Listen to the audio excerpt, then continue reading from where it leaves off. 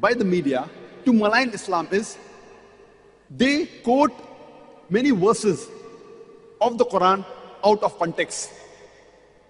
And one of the most common verses quoted by the critics of Islam is Surah Tawbah, chapter number 9, verse number 5, which says, wherever you find a kafir, you kill him.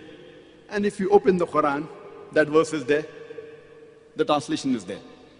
Wherever you find a kafir, you kill him. But it is out of context. They quote verses of the Quran out of context. They quote hadiths out of context. The context is when we start a few verses before, it's mentioned that there was a peace treaty between the Muslims and the mushriks of Makkah. And this peace treaty was unilaterally broken by the mushriks of Makkah.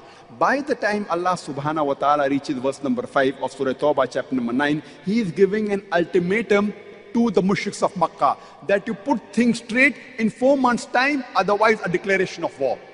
And in the battlefield, Allah says to the Muslims that don't get scared, fight.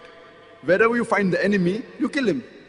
Now, any army general, to boost up the morale of his soldiers, he will but naturally say that wherever you find the enemy, you kill him. He will not say that wherever you find the enemy, be killed. So this is in context in the battlefield.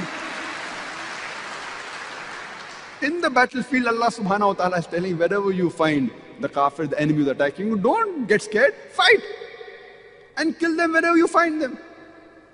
Imagine today, if there's a war going on between America and Vietnam, and the American president says, in the battlefield, he is boosting the morale of the American soldiers, or the Army General of America says that wherever you find a Vietnamese, you kill him. It's in context. But if I quote out of context and say today the American president is saying that wherever you find a Vietnamese, kill him, I will make him sound like a butcher. It is out of context.